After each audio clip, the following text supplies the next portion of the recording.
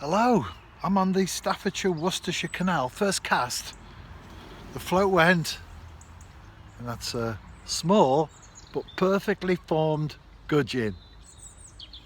Cast out again, well, cast, just flicking it off the end of the rod tip. Really, I've got about probably 4 feet of line and 12-foot rod, fishing the boat channel, so I'm not exactly casting as such, just dropping it out there.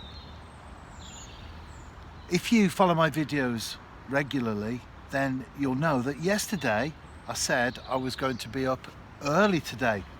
However, before I went on that session in question, I had my COVID jab and everything was fine, but during the night I woke up, I felt so ill. I was shivering and felt so weak. Still got the alarm set. I was up anyway, I couldn't get to sleep.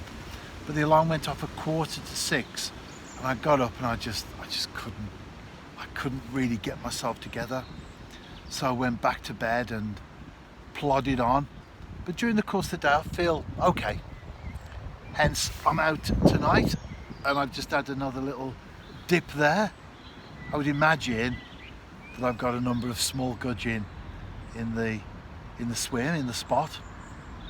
And then, I don't mind that, I don't mind small fish. I'm going to pull that in anyway, it didn't develop. I don't mind small fish because I'm a great believer that a crowd attracts a crowd. So all those small gudgeon, roach, even small perch, when they're feeding confidently, they'll be an easier access point for the big fish who are looking on, and they'll feed as well, knowing that everything's okay. Just a tiny amount of float showing as well. I do like float fishing. I tend to ledger a lot, but I've been thinking for a while, get the float rod out. And on the canal, perfect, isn't it? Set it up, get yourself fishing, watch the float. Something special about watching a float disappear, isn't there?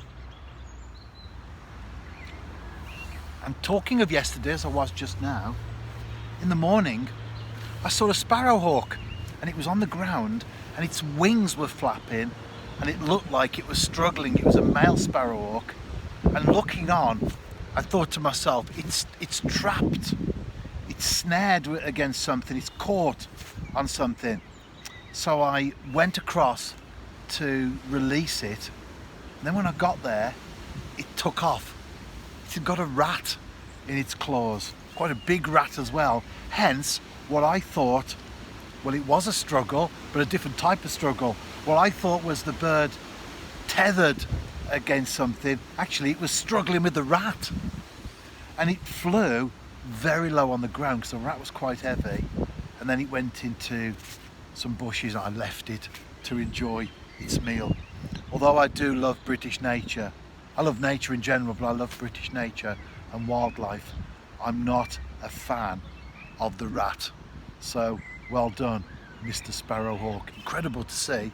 That would have made some great footage, wouldn't it, if you got some close-up camcorder images of that. I never thought. I just went to rescue the sparrowhawk. Even with my iPhone I would have got some decent footage, but I just thought the bird's snared, let's release it. The gudgeon are certainly out there in numbers. They did disappear for a while on the Staffordshire-Worcestershire Canal. When I was a kid, they were so prolific, you would see how many you caught. However, great to see them in recent years making a comeback.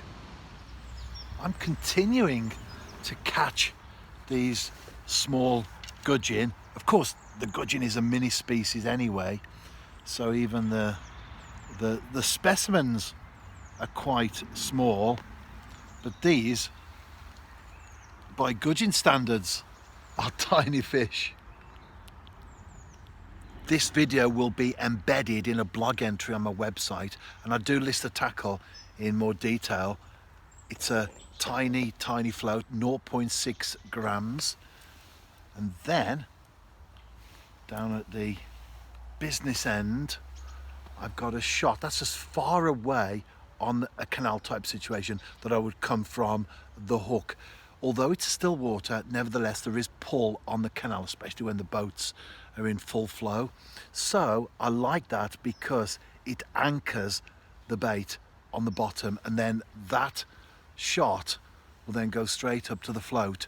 So although I may be a couple of inches over depth, the float will move, so I am in direct line with the bait. And it's a single maggot on a size 18 hook, hence I've been catching lots and lots and lots of gudgeon so far. Not that I'm complaining though. As I've said a number of times recently, there's no such thing as a nuisance fish in my book, although I would like to catch something bigger. Of course, I have come for perch, and you think, why are you using white maggot? Well, I've got some mixed maggots, and the white ones are bigger and chunkier and appear to be more lively than the reds. So I've stuck one of those on. Another gudgeon, but compared to the ones that I've been catching, this is a monster.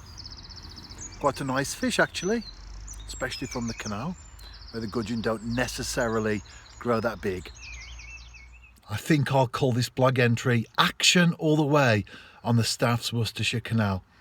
They were, however, just gudgeon, but sometimes it's nice to catch those fish, and I get comments from time to time when I catch gudgeon from people who say, I haven't caught one for years.